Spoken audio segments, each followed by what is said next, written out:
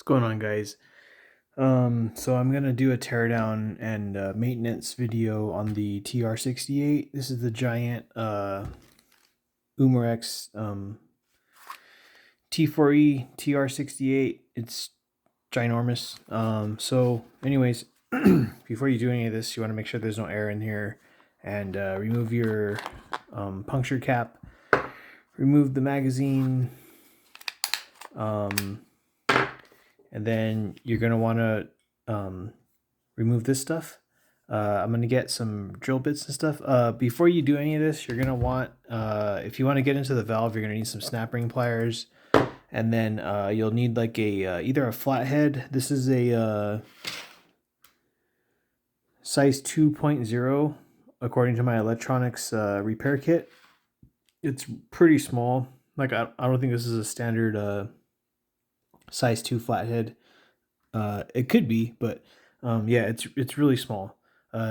Size 2 flathead I think will work pretty good. And then you'll obviously need silicone grease and some sort of silicone oil. This is what I'm using today. I'm almost out of this. I have a little bit more in here. It's been a few months since I've cleaned this thing out and put new grease and stuff in it. So I'm going to remove this top part. You need to take this part off first, otherwise you're not going to be able to split the two halves. I'm going to be right back. All right, so this top part is Torx 10. I don't know if my camera's picking that up very good. T10. So that will fit in here pretty good. And then you just loosen it. So I'm going to put this in my little screwdriver bit thing. And you just undo these two. This one's sort of like the HDR60 or TR60. There's only 12 screws on the front. I think the TR60 has like 17 or something ridiculous. So you take these off first, and then you pull this plate off the top. And I just keep everything together so I don't lose it. So I'm going to take these off, and the rear sight stays in here. So these two screws are in here. I'm just going to place it over here on my table. And then, you can get in here now. So there's 12 screws. There's 1, 2, 3, 4, 5, 6, 7, 8, 9, 10, 11, 12. I was using a Phillips zero size, but I found that since these screws are so small and the Phillips screws are so garbage, I just use a flathead size 2, which is this, and it seems to catch better and stuff. You still have to kind of be careful they don't strip anything, but I've been tearing these apart lately, maintaining everything from my HDP 50s to the TR50s to the TR50 Gen 2 to now this. But I have two HDP 50s. I'm giving away some Gen 2s to my brothers for Christmas. It's like December right now, and I was using Phillips in these for a while, but yeah, they're such a garbage screw, and these screws are so small that it's easier just to get at them with a flathead. You just got to be careful not to strip them. I was using the wrong size flathead, and it totally destroyed that bit. So I was using a 1.5, and I don't know if my camera's gonna pick it up, but this thing's totally like it's totally screwed. Like, it's not flat anymore. It's all twisted. So I'm probably gonna get rid of that drill bit, try to find a replacement one. But I'm just gonna pull the rest of these screws off, and I'll be right back. All right, guys, I loosened up all the screws, so I kind of started pulling it off, and now I'm just lifting off the whole thing. I just like to keep everything together because I think there's like 1 or 2 screws that's a different length. So just keep it all in the shell, and then just place it like kind of off to the side for a moment. So I'm just going to leave that over there. And yeah, the inside isn't too bad. You can take the pressure off of the magazine catcher, and yeah, so that's pressure's off. You could remove that. Just put it off to the side. Take this magazine catch out. If it doesn't come out, you can just lift this whole thing out. It's pretty easy. Just grab it from the bottom down here and like lift it up. It might be a little bit snug if you've never taken yours apart before. I don't think there's any like plastic dowels or pegs sticking out of here to keep it in place. I'm pretty sure there's not anything like that. The TR50 has a couple in there, but I don't think this one does. So anyways, your barrel spring's going to be like kind of like locked up here, and you can just, you know, lift it off just like that. You can pull this whole thing out, put it off to the side, and you have your main body of the TR68. This is empty. There shouldn't be anything in here. It doesn't hurt to double check, but there typically isn't anything inside the lower part of the shell, or the left side of the shell. So I'm just gonna put this on the top of my table, and then I have the like main body of the TR68. So there's 1, 2, 3, 4, 5, 6, 7, 8 screws to remove. You can use your flathead size 2, or you can use a Phillips size 0 or 00, whatever one works best. I've been using a flathead and it's been working pretty damn good. So size 2 flathead. These ones aren't in that tight. You shouldn't tighten these up too much, because yeah, you're just putting them into like a kind of like a soft metal. It's not that soft, but yeah, you just don't want to strip anything or cross thread stuff. So I'm just gonna take these apart. I'll probably pause the video so it's not just me unscrewing this. Okay, the screws are out on mine. I'm sort of thinking of replacing the valve on mine, but it still works okay. And like I haven't had any sort of instance where I need to use this for an emergency or anything, so I'm not too worried about the valve coming apart. This is a I'm pretty sure it's like a Gen 2 valve. The trash one, or like the Gen 3 valve, the garbage one that's crimped. So alternate arm self-defense, he's another YouTube channel, John Reynolds. You guys probably know who he is. He sells valves. I think Rockstar Tactical might have them also. And yeah, I bought a TR68 valve from him. And I also bought from John Reynolds. And I also bought a HDB valve from him. Because yeah, I know that these valves, they have that like crimped,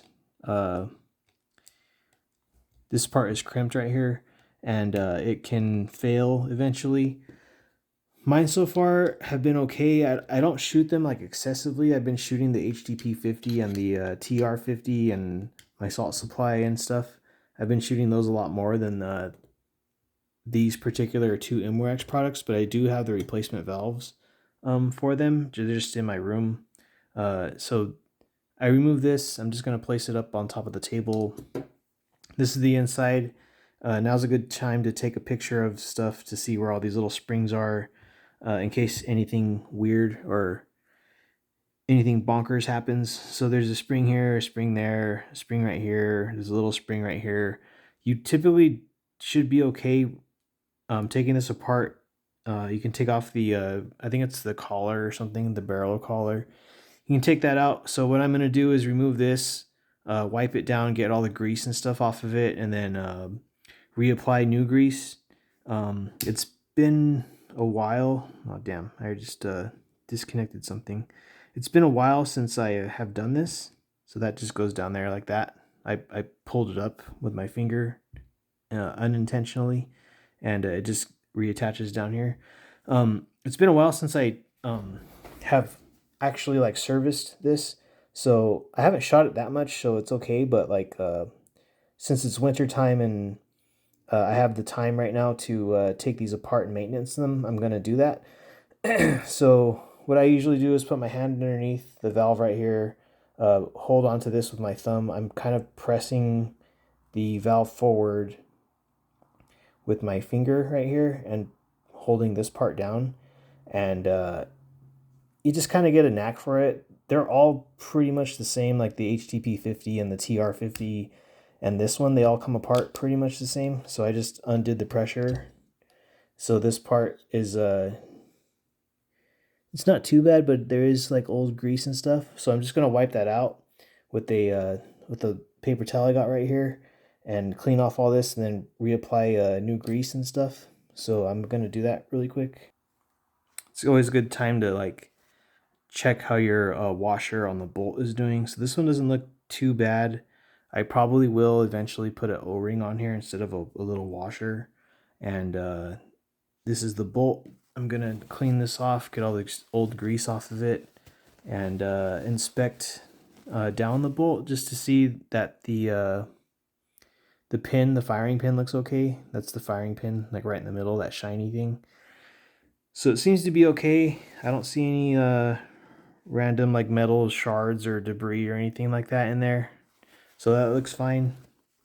I'm just placing all these parts that I wiped off over here. I'm gonna wipe off the bolt spring. Cause yeah, it's kind of like car oil. Like you can keep adding oil to it if your car oil reservoir kind of goes down, but eventually you need to like actually dump that oil out and switch it out with clean oil. So this is kind of the same concept. To get all the old grease out of here, you can keep adding grease like by or oil. Keep adding grease or oil by like putting air or putting oil straight down the valve or putting it on the tip of the CO2 cartridge. But eventually you're gonna have to like clean out the whole thing. This is the valve for the O-ring valve. It's inside here. Might be kind of hard to see. I'm trying to see it on my camera.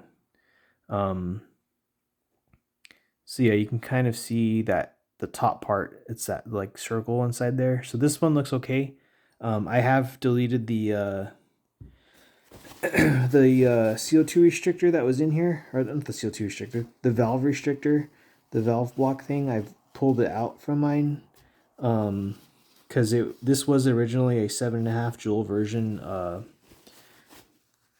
68 caliber marker, and it was really slow. Like I was using rubber balls and it was hitting like 200 feet per second or like 220 feet per second. It was trash.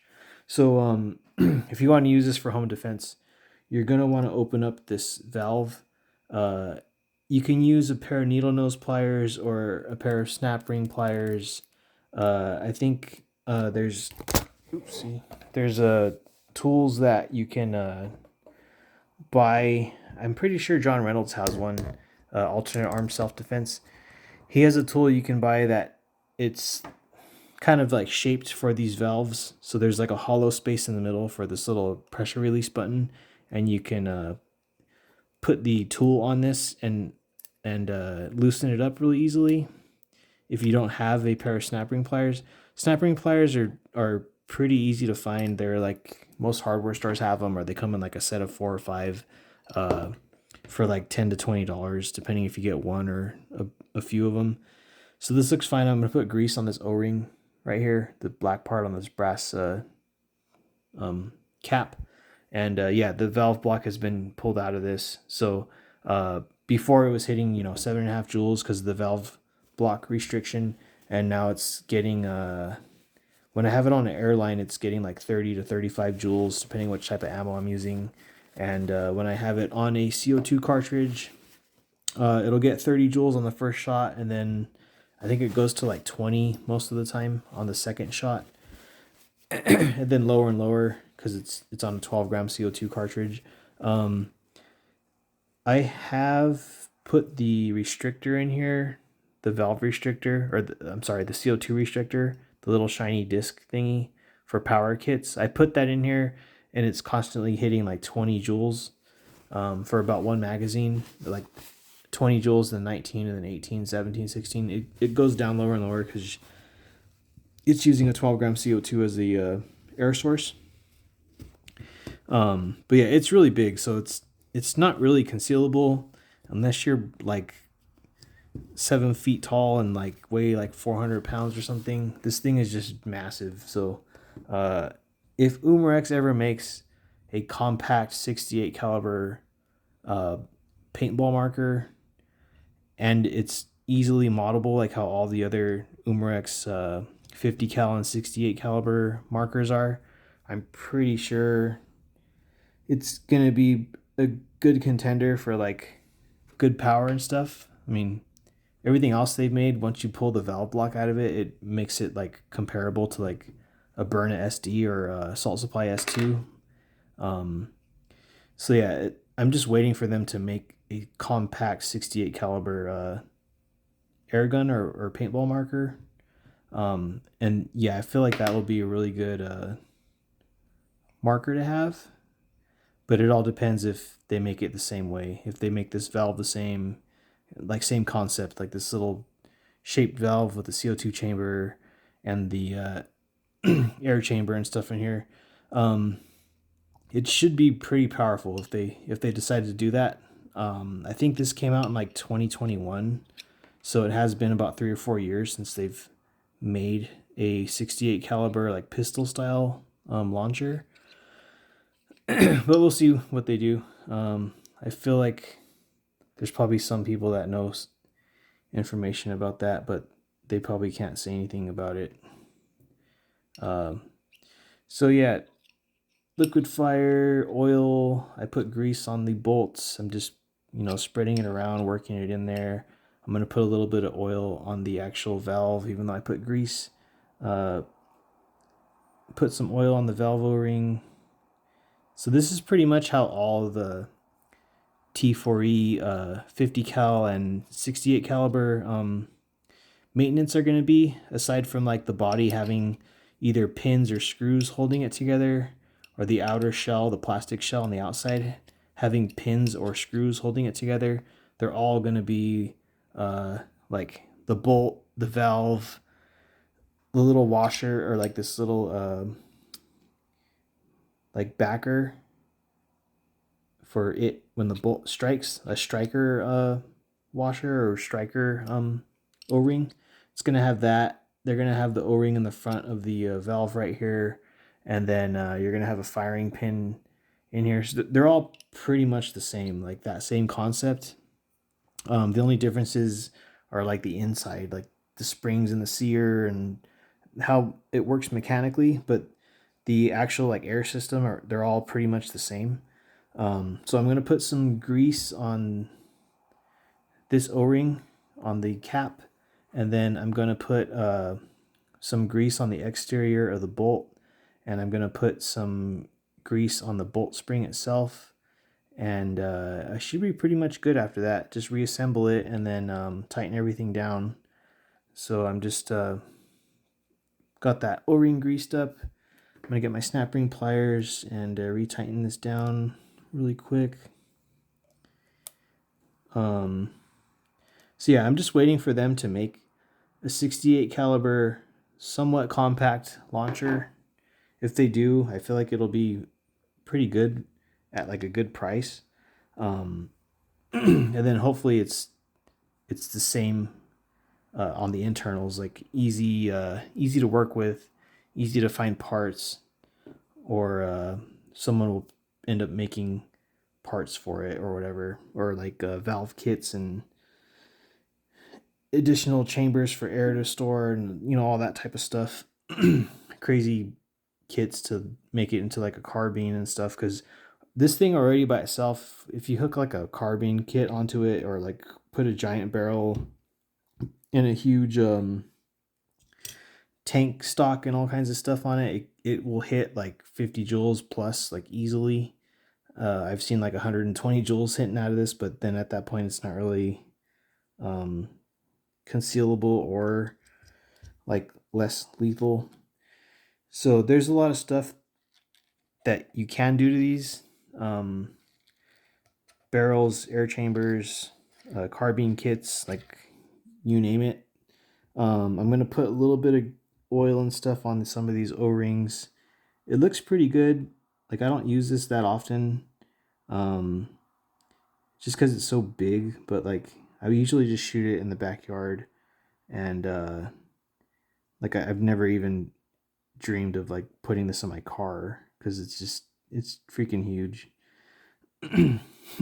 But yeah, it has a lot of power, and for like $100 marker, it's pretty good. So yeah, like all the other Umarex stuff, the main goal is to line up this channel on the bolt with this sear mechanism.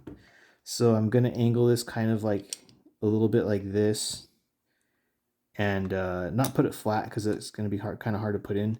I've had some better success kind of putting the bolt in first a little bit to catch it on that little channel first, and then putting this guide and stuff, like pushing the pressure that way, like this first. So I'm going to try that right now. You can do this however you want, however it's easiest for you to do it. But yeah, for the most part, you're either going to put it in like this first, or you're going to like put this in first, put pressure, and then line it up and press it down. So I almost got it in there right now. So now it's in, and everything's like lined up good. I'm just double checking all these little areas, and they all look fine to me. You shouldn't have to mess with the springs or anything. And yeah, John Reynolds has a video of like what happens if this goes wrong and everything pops out. So he'll show you how to reassemble everything if you want to actually take apart all the springs and everything. I don't typically do that because it's not necessary. And I'm just going to add a little bit of oil to some of these parts. And that's pretty much it. So just put your collar back in, barrel collar thing. Get the top of your this casing, and all the pressure that's holding it in is right here on this pin and on the recessed area. So that pin fits in right here, and that's where all the pressure is. Like, that's what's giving you the most fight when you're trying to pry this open the first time. It's all this pressure right here. So once you open these up like once or twice, they become really easy to disassemble, because that first time it's just super dry and like hard to pull that pin out of this little area. So this is all good. It looks pretty much good, like all the seams and stuff. There's no like open, crooked, like wonky looking parts on any of this. So this is good. The collar's in here. So I'm just gonna tighten this down, and yeah, I'll be right back. All right, you guys, I tightened up all the screws. I'm just gonna add some oil to these, or grease actually, to these moving parts from the exterior, because yeah, I've never actually like taken apart all the little mechanical pieces. I usually just add oil to them, and I try to do this to my markers. If I use them a lot, I'll do it like every 2 months, where I actually take everything apart and re-grease and re-oil everything, and like wipe everything down and then reapply grease and oil. But if I don't use them that much, like this one, I'll do it like every 4 or 5 months. So this one's pretty much good now. This is the first time I've kind of like filmed all of the markers I have, because I just recently made videos on the TR50 Gen 2 and the HDP50, and I have the I've taken apart the Salt Supply S2 before, but I didn't film it because I wasn't comfortable filming it, because then it would just turn into like a 45-minute long video of me just kind of struggling to take it apart. So this seems like it's fine. I'll probably eventually take the S2 apart again to clean that thing out, reapply grease and stuff to it. I've been using like my homemade slugs in this, so they kind of leave like a little bit of residue in the barrel. And I don't know if it's going to come up on camera. That will. Doesn't look that bad actually. I guess when I sprayed silicone spray down here. It kind of cleaned it up. But I have this like giant barrel swab, and I'm just gonna run that through here really quick. This pretty much like cleans out the inside of the barrel to make it kind of like a mirror finish, and that it does look a lot better now that I swapped it out. It wasn't that bad earlier, but it did have some like random like residue in there from the hot glue slugs I've been making. So yeah, barrel spring, I think the like tightly wounded part of the spring, this back part, I think that goes on the back, and then the front is what catches on the shell. I'm pretty sure that's how it goes. So you just put that back in here. This is all good. And I'm going to get the bottom shell and place that back right here. And then you have to fix the barrel spring so that it's catching on the black part of the inside of this shell. So I'll do this with a different one. There's a kind of like a tab right here, and there's a tab right here, and you have to get the barrel behind that, because if it's in front it's going to pinch, and you need this barrel to move around when you fire it, because that's how it feeds the next ball correctly. And I'll show you a little thing you can do with your finger to make sure that it's correct. But yeah, I need to put my drum guide back in here, and this peg goes on the other side, so that's just gonna go in there. You might have to tilt it up a little bit, and I had to fix my barrel because the spring came out. So yeah, that's all good to go. And then the spring, it goes onto the guide, the drum guide, and you just push this in right here on this little crevice thing. So that's pretty much it. You get your top piece and you put it back on here. Everything should be okay. And yeah, put these, like, tighten these screws down, and then when you tighten the screws down, you can mess with the barrel. I'll show you how to do that really quick, but first I'm going to tighten these down, and I'm going to pause the video so you're not just watching me tighten this down for like 3 minutes. Alright guys, I tightened down all the 12 of the screws. Now I'm going to check the barrel to make sure it's working correctly, so you can stick your finger in there and like kind of like pull it, like put pressure down and like pull out, and it should make that noise. And that's basically letting you know that that barrel spring isn't getting locked up, because when you put the drum mag in here, if there's not tension, this won't like work correctly. The drum, it'll just like spin around all stupid.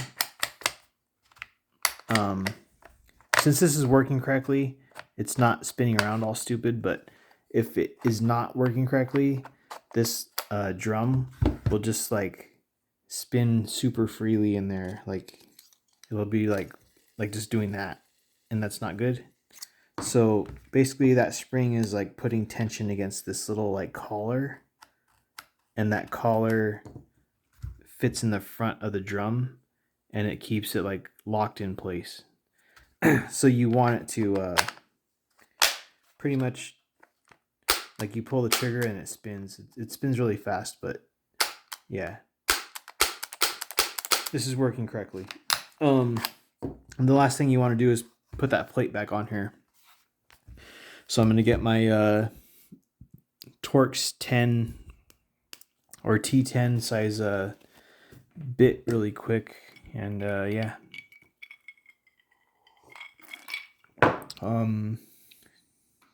T10, the big one. Put this on here. Put the back plate on. The other thing you want to check for is that your sight doesn't pop out. Sometimes the sight pops out when you disconnect the plastic body and stuff. Mine did not do that on this breakdown, but it has happened. I think the first couple times I took it apart, that sight kind of came off. And yeah, if you just watch like a couple videos on how to disassemble these and remove the valve block, or how to reassemble it, or maintenance it or whatever, you'll find the little small details that you need to remember to put this back together correctly.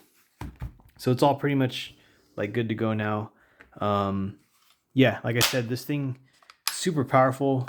It's only like $100 or like $115 depending where you buy it, and it's just giant. Like my hand is only like from the barrel to the drum. My hand is only like halfway there. So I think from here to here, it's like 12 inches or like 11 inches or something ridiculous from barrel to the end of the handle. So this is totally not concealable, but it's very intimidating. Like it's a giant, like dirty, hairy boss hog pistol.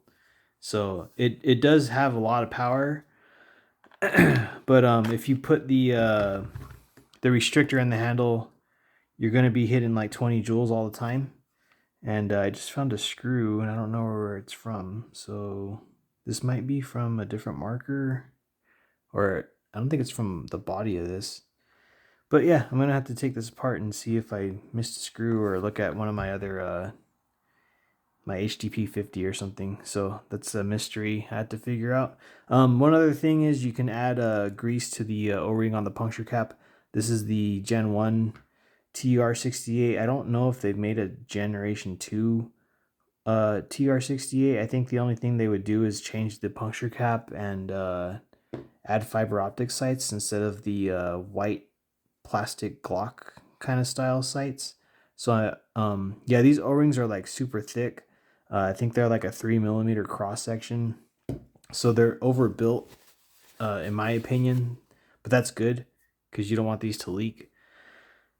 So yeah, every once in a while I'll put either silicone oil or grease on that O-ring, and this thing should be good, you know, for a few years at least, if not longer. So I've had mine for about 5 or 6 months, and it's pretty cool. Like you can shoot shaped rounds and stuff because this magazine it doesn't like it loads the rounds really easily as long as they're not sticking out from the front of this and blocking this area right here. As long as the rounds aren't sticking out from the front, they should load quickly and easily and like fire every time. So yeah, this is a cool little marker, or a cool big marker, and you can put a grip or something on the front. You could put a giant like red dot sight or something on it because it's already so big. So yeah, thanks for checking it out, and see you guys next time.